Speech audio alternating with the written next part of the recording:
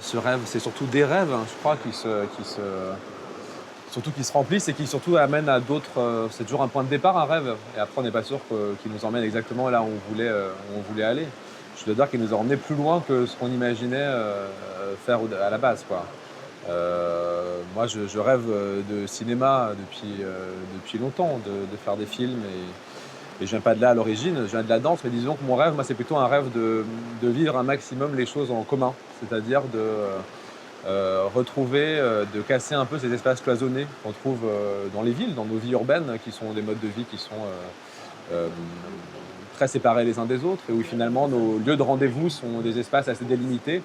Mon idée, mon rêve, c'est d'arriver à casser ce maximum d'espace et d'arriver à retrouver ces êtres en commun. C'est-à-dire que, de toute manière, vous, voilà, vous vivez avec une équipe là, vous avez cette expérience-là d'avoir ce travail en commun qui fait qu'on s'enrichit individuellement et c'est l'essentiel de nos vies, quoi. Que ça traverse l'amour, qui est aussi le lieu du commun et ce partage-là, que ça traverse la communauté des Roms, quand c'est une communauté comme ça qui est très marquée médiatiquement d'abord, mais par elle-même, par la culture qu'elle dégage. Donc je pense que c'est ça qu'on a surtout intérêt Enfin moi, c'est plutôt ça qui m'intéresse de fouiller, quoi. C'est-à-dire qu'est-ce qui fait qu'on vit ensemble, qu'on a intérêt à vivre ensemble et qu'on vit mieux ensemble. Donc c'est plutôt ça. Après, voilà, ça passe pour moi par le cinéma, mais ça passe par plein d'autres choses. C'est quelque chose qui s'applique dans ma vie dans son entier. Voilà, c'est quelque chose qui n'est pas séparé entre... Il n'y a pas de séparation entre la vie et le cinéma pour moi. Les films s'incarnent dans ma vie. Et donc c'est toujours un rêve de vie, d'une nouvelle forme de vie qui m'amène à un film. Voilà.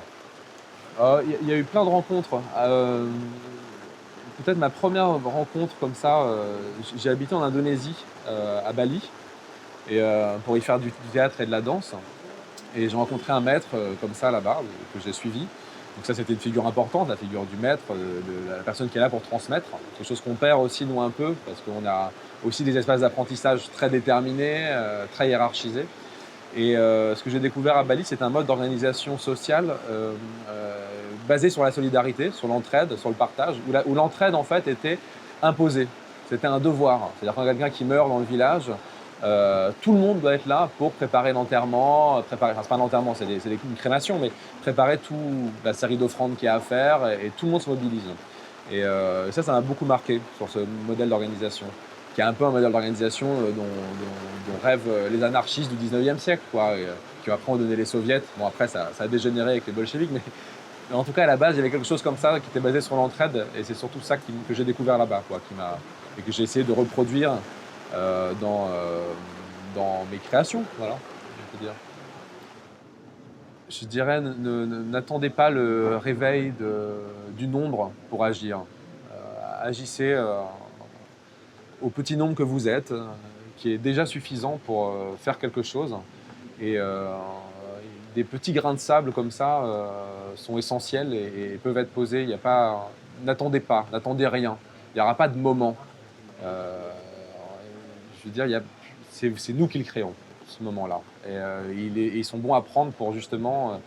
Enfin, on le voit aussi avec le film. Tout d'un coup, il y a des gens qui nous disent ah, mais je ne regarderai plus du tout les Roms comme ça. Et je dis ah, demain, je vais aller voir. J'ai une Romnie qui fait la Manche en bas de chez moi. Ça fait 2 ans que je la vois. Et je vais aller lui parler.